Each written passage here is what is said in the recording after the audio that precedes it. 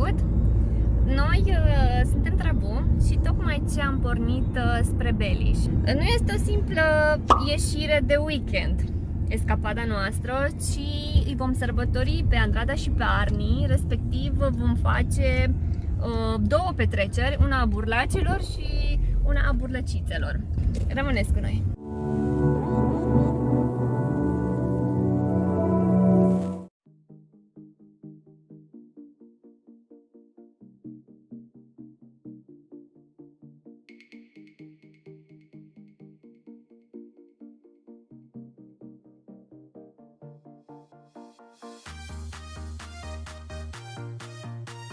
Suntem la Casa Maramureșeană din Beliș, o locație foarte frumoasă care îmbină elementele rustice și tradiționale cu cele moderne. Să vedem cum e înăuntru.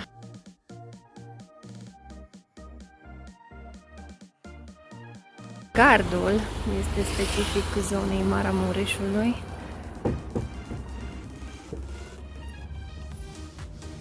Partea stângă avem zona de relaxare cu șezlonguri, hamace, spațiu de joacă pentru copii, iar chiar în față puteți vedea și ciuborul. Tot pe partea stângă avem și un leagăn în spate. În partea dreaptă este un foișor, un loc de luat masa, iar acolo este și grătarul și cuptoarele. Și asta este căsuța. Capacitatea este undeva la 11-14 persoane, dacă nu mă înșel. Noi am fost 11.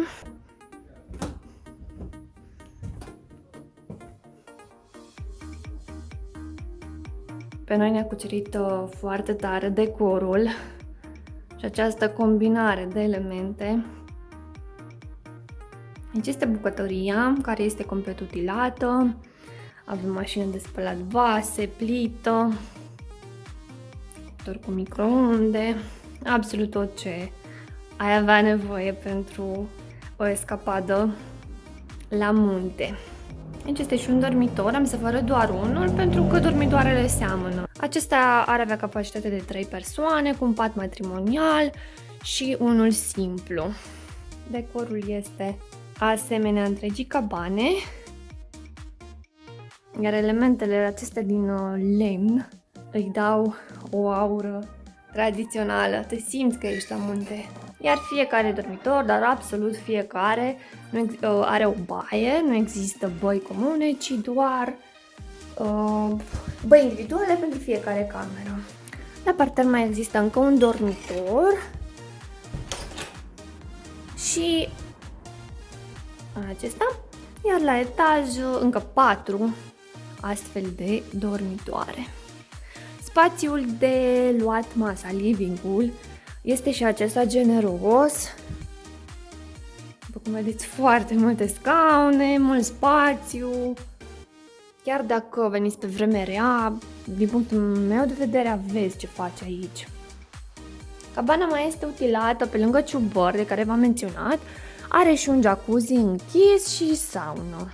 Este o destinație atractivă atât în sezonul cald, dar chiar și în sezonul rece, sau de ce nu pentru Revelion. Ai avea ce să faci. Mergem să stăm puțin pe hamac și ne continuăm ziua aici la Casa Maramureșeană.